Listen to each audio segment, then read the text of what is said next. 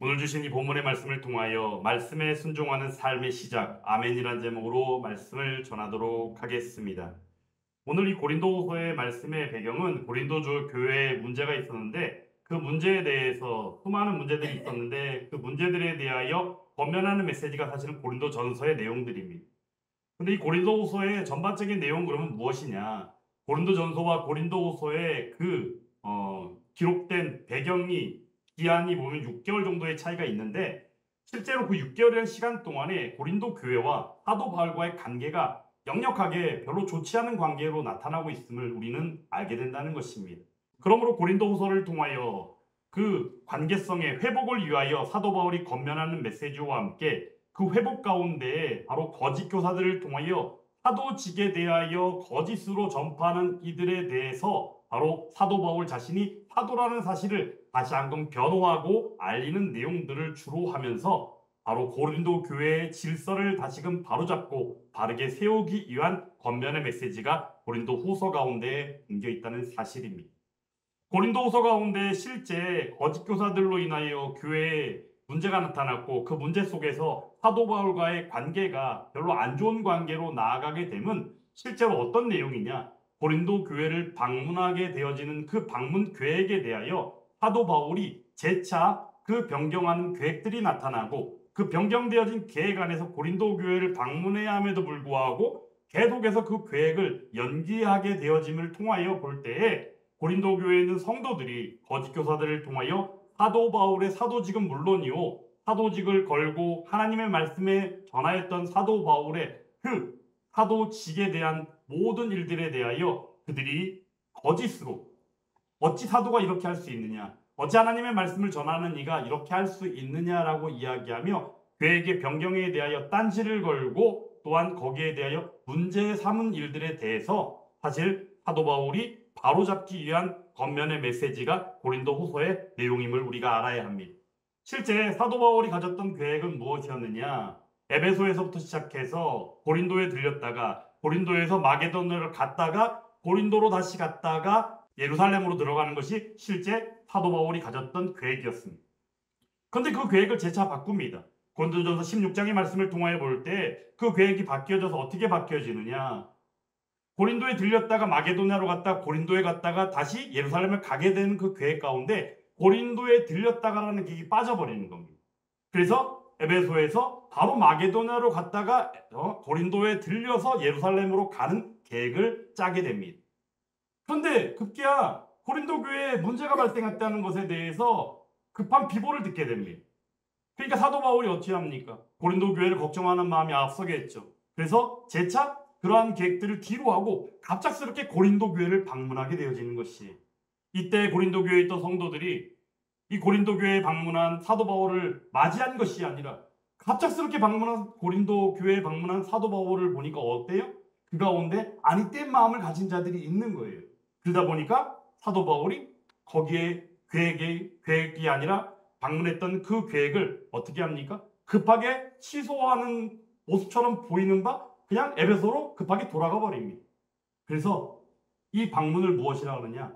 근심의 방문이라는 표현을 쓰기도 합니다. 근심하는 마음을 안고 급하게 계획도 없이 고린도 교회를 방문했다는 거예요. 근데 사실은 어찌합니까? 그러한 일들이 그냥 인간의 마음이 그런 것이지 사실은 그것이 아니라는 겁니다. 하나님의 말씀을 전하고 또한 교회들을 세우며 전도 여행들을 통하여 각 교회들마다 돌아보며 권면하며 또한 문제들마다 나타날 때마다 문제를 문제로 여기기보다는 오히려 살아있는 복음인 예수 그리스도의 그 복음만을 전파하기에 앞서온 바로 사도 바울. 그래서 그 사도 바울이 오늘 본문의 메시지를 통하여 밝히는 바 그 내용인즉슨 모든 것의 접근을 예수 그리스도로부터 시작한다는 것이에요. 오늘 말씀 가운데도 주되게 나타나는 내용들이 좀 공통되게 나타나는 내용이 있다면 바로 그것은 무엇이냐? 예. 영어로 얘기하면 yes라는 거예요. 긍정이죠. 뭐든지 다 yes가 된다는 거예요. 뭐든지 이루시는 하나님, 뭐든지 지키시는 하나님, 그 가운데 그 지키시는 하나님이요 이루시는 하나님이 바로 누구시냐? 오늘 그 가운데 첫 시작의 말씀으로 하나님은 어떤 하나님이시다? 미쁘신 우리의 하나님이시다. 여기서 말하는 미쁘시다는 표현은 무엇이냐? 피스티시라는 단어를 쓰는데 피스티스라는 단어의 원의미는 믿음이에요. 근데 이 믿음이라는 단어 안에서 또 하나 볼 수 있는 게 뭐냐면 믿음이 있는 신실한이라는 의미를 담고 있어요. 하나님의 믿으심은 결국에 신실하신 우리의 하나님이시다라는 사실입니다. 요즘 말씀을 전하면서 계속적으로 나타난 하나님의 은혜가 무엇입니까? 우리 하나님은 어떤 하나님이세요? 신실하신 하나님이십니다. 그 하나님께서 우리를 바라보시고 약속을 지키시고 은혜를 풍성하게 베풀어 주셨다는 사실이, 그 신실하신 하나님께서 그래서 어떻게 합니까? 우리가 너희에게 한 말은, 즉 말을 바꾸면 무슨 얘기예요? 사도 바울을 이시하여 사도 바울과 동역하는 이들이 나아가 고린도 교회에게 전한 말은, 결국에 그 전한 말이 뭐예요? 복음이죠. 그 복음은 결국에 복음 안에서 보게 되는 것은 바로 뭐예요? 아니라 노는 없다는 거예요. 오직 뭐밖에 없어요? 예스밖에 없다는 거예요. 바로 이 예스가 결국에 이어지는 맥락이 어디로 이어지느냐? 20절 말씀에 하나님의 약속으로 이어진다는 사실입니다. 하나님의 약속은 무엇입니까? 여러분들이 알고 있는 하나님의 약속은 무엇입니까? 사실 오늘 고린도후서 1장 20절 말씀은 제가 개인적으로 너무나도 좋아하는 말씀이에요. 하나님의 말씀은 어느 거 하나라도 떼어낼 수 없는 진리의 말씀이지만 그 가운데서 유난히 늘 떠올리며 생각하는 은혜의 말씀이 저는 고린도후서 1장 20절의 말씀이에요. 그 가운데 핵심이 되는 내용이 뭐냐? 하나님이 약속하셨다. 약속하셨다는 사실입니다. 하나님께서는 저에게도 약속해 주신 줄 믿습니다. 하나님께서 여러분들에게 약속해 주신 줄 믿습니다. 근데 그 약속을 어떻게 하셨어요? 이미 이루신 줄 믿습니다. 누구를 통하여? 예수 그리스도를 통하여. 그래서 오늘 말씀 가운데 공통되게 자꾸 나타나는 표현들이 예라고 그랬잖아요. 예라고 그러잖아요. 18절 말씀에도 우리가 너에게 한 말은 예다. 그 19절 말씀에도 어때요? 예수 그리스도는 예라고 하셨다고 말씀하죠. 그래서 그에게는 예만 있다라고 말합니다. 그 20절 말씀에서 또 뭐라 그러니까 하나님의 약속은 얼마든지 그리스도 안에서 또 뭐가 된다? 예가 된다 그래요. 예가 뭐라고요? 예스라는. 그래서 그리스도인은 어때요? 죄의 문제가 아닌 이상 하나님의 말씀이 복음을 전하는 현장 가운데, 예수 그리스도를 증거하는 현장이요, 그 사랑을 전하는 현장 가운데 우리는 늘 뭐가 돼야 돼요? 예스가 우리의 대답이 되어야 될 줄 믿습니다. 그래서 오늘 말씀의 핵심은 바로 무엇이냐? 이처럼 예가 되는 현장. 그러면 이 예가 되는 현장 가운데 우리가 보게 되어지는 내용이 무엇이냐? 우리는 그로 말미암아 어떻게 된다? 아멘 해야 된다. 아멘. 한번 아멘 해보실까요? 아멘. 의미가 무엇이에요? 아멘 뭐예요? 노인가요? 아니다라는 건가요? 안 되라는 표현인가요? 하나님 앞에서는 안 돼가 없다는 사실이에요. 아멘. 즉 뭐예요? 그럴 줄 믿습니다. 그렇게 될 것이라고 확신합니다. 이런 뜻이잖아요.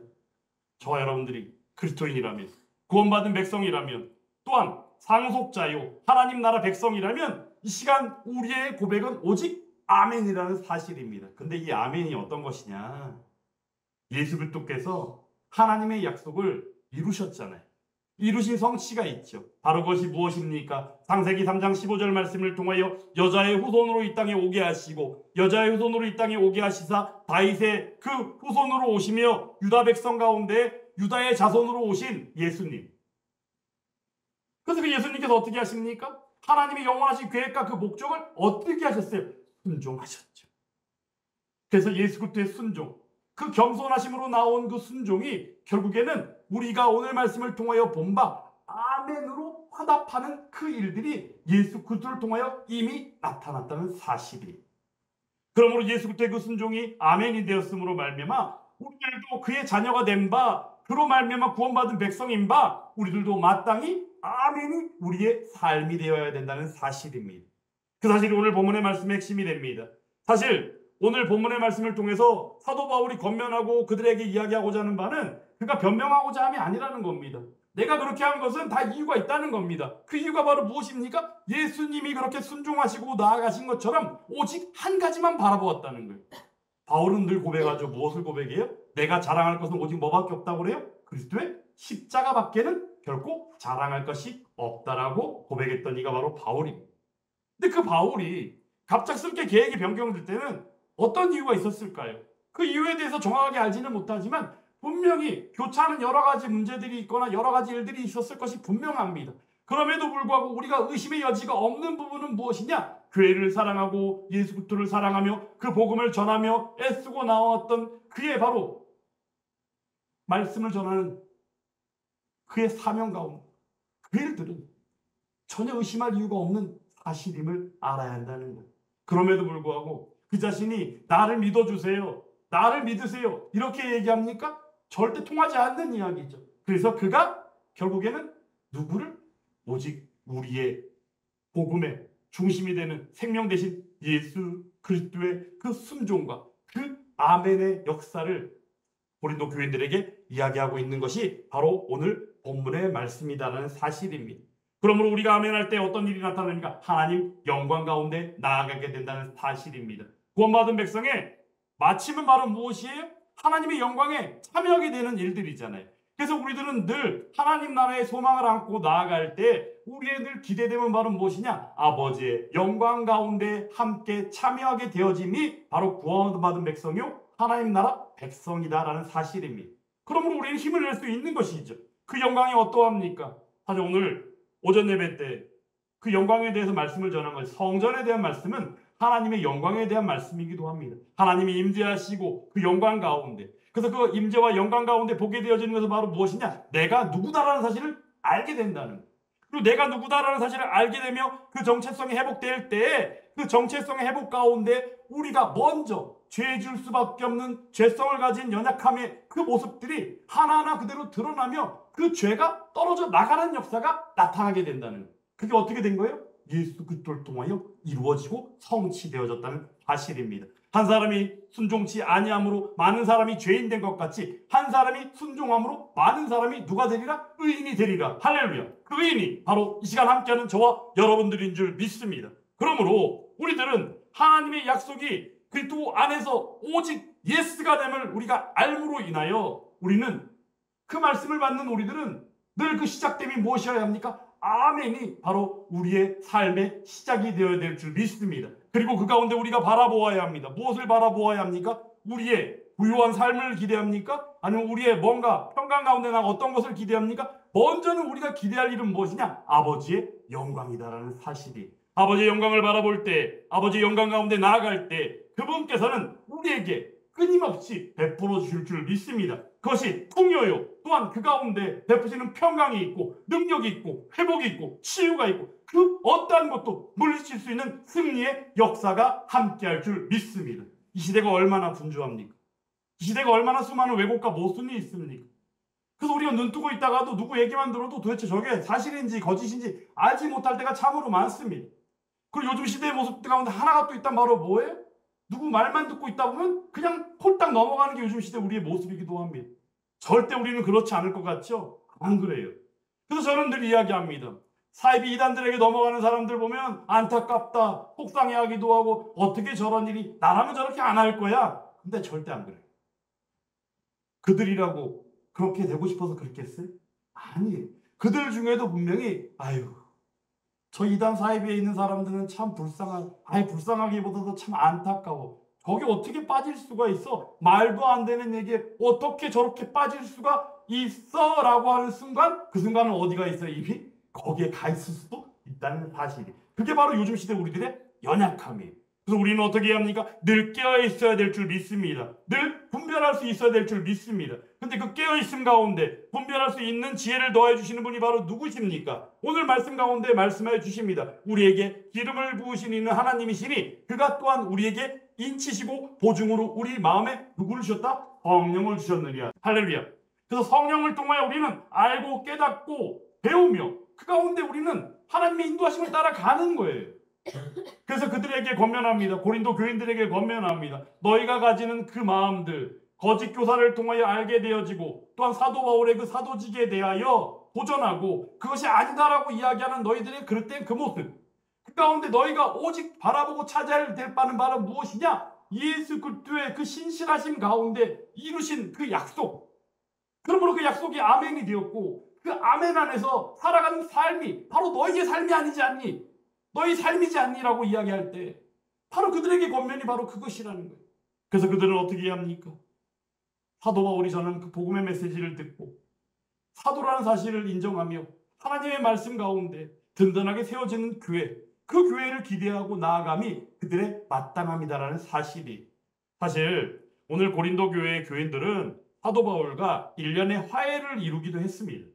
근데 그 가운데 일부 무리들이 거짓말을 자꾸 전하면서 이간질을 시키면서 그러한 무리들 때문에 사도직의 변호를 하지 않을 수 없는 그런 상황 가운데 나아갔다는 사실이에요. 그래서 우리는 조그마한 거 하나라도 어떠한 티나 어떠한 흠이 있다면 그 티나 흠 하나 때문에 큰 문제로 나갈 때가 얼마나 많습니까? 그런데 우리 예수님은 어때요? 아무 흠도 아무 티도 없고 죄도 없으신 우리의 하나님이십니다. 그분이 우리의 죄를 짊어지시고 우리를 구원으로 이끌어주신 우리의 구원자라는 사실이, 예수님께서 예수 그리스도께서 친히 아멘으로 순종하시고 그 약속을 성취하시고 이루신 가운데 이미 그 시작은 하나님의 영원하신 계획과 목적 가운데 있었지만, 우리가 중요하게 볼 바는 바로 무엇이냐? 마태복음 1장의 말씀을 통하여 본 바 그의 이름을 무엇이라 하라? 예수라 하라. 하나님의 그 말씀 안에서 이미 우리는 그것을 보았다는 것이에요. 그래서 그는 누굽니까? 자기 백성을 그들의 죄에서 구원할 자 예수라는 사실이, 그의 이름만 보더라도, 또한 그의 직분인 그리스도라는 그 직분만 보더라도 그분은 우리의 구원자가 확실하다는 것입니다. 그런데 그분이 구원자 되심의 그 은혜 안에서 우리가 보게 되는 것은 무엇이냐? 하나님의 약속을 이루신 우리의 하나님 예수 그리스도다라는 거예요. 그래서 이 시간 이 말씀을 받고 있는 저와 여러분들이 마땅히 나아갈 바는 무엇이냐? 이 말씀을 받고, 아니 하나님의 말씀 가운데 묵상하기도 하고 때로는 선포되는 말씀을 통하여, 때로는 말씀이 새겨져 마음의 감동을 받아 살아가는 우리의 삶 가운데 우리의 전적인 삶의 모습의 그 시작됨이 무엇이냐? 아멘이라는 사실을 잊지 마시기 바랍니다. 아멘이 그러므로, 그래서 어떤 이들이 이야기할 때 어떤 교회들 그런 얘기 하잖아요. 아멘이 살아있는 교회라면서 막 교회 자랑하죠. 그죠?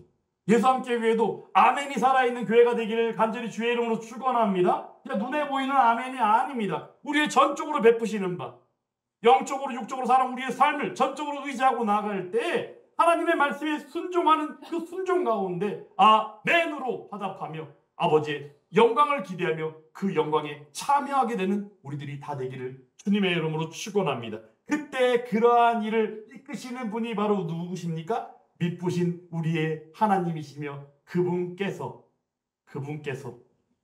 이 땅에 몸을 입고 오시고 우리를 구원하신 예수 그리스도이시며, 그분께서 또한 부활하시고 승천하시며 우리에게 보내실 성령, 바로 성령 하나님으로 말미암은 은혜다라는 거예요. 그래서 우리의 믿음은 누굴 믿는 거예요? 삼위일체 하나님을 믿는 믿음입니다. 그 안에서 우리는 받아 누렸고 받아 누리며 받아 누리게 될 것입니다. 이러한 은혜가 한 주간의 삶 가운데 베풀어질 수 있기를 간절히 원합니다. 그러므로 주의 은혜는 무엇입니까? 오늘 제가 말씀 안에서 보게 되어지는 바, 요즘 시대 우리가 힘듦이 많잖아요. 그래서 오늘 21절 말씀 가운데 우리를 너희와 함께 그리스도 안에서 굳건하게 하시고, 이 말씀이 또한 말씀을 준비하면서 깊이 묵상이 되는 거예요. 굳건하게 하시는 우리의 하나님, 미쁘신 하나님, 신실하신 하나님이시기에 그분이 이끄시면 어때요? 굳건하게 하신다는 거예요. 전혀 흔들림이 없습니다. 요동함이 없습니다. 그래서 우리는 안절부절하거나 당황할 이유가 전혀 없어요. 그래서 예전에 몇 주 전에도 말씀 한번 전했잖아요. 우리는 어때요? 의연할 수밖에 없습니다. 어떠한 일이 닥친다 할지라도 우리는 의연할 수밖에 없어요. 왜 그래요? 하나님께서 우리를 지켜주시기 때문에. 그 지켜주시면 어떻게 나타나요? 굳건하게 하시는 우리의 하나님, 우리의 영혼도, 우리의 가정도, 우리의 자녀도, 이 교회도, 한국 교회도, 이 땅 대한민국도 굳건하게 하시는 하나님의 능력의 역사가 베풀어질 수 있기를 주님의 이름으로 축원합니다. 그때 저와 여러분들이 동일하게 아멘으로 화답하며 주의 영광 가운데 함께할 수 있기를 간절히 원합니다. 그런 은혜 한 주간의 삶 안에서 또한 우리에게 허락되어진 이 땅의 삶 가운데 함께 동일하게 베풀어지기를 주님의 이름으로 축원합니다.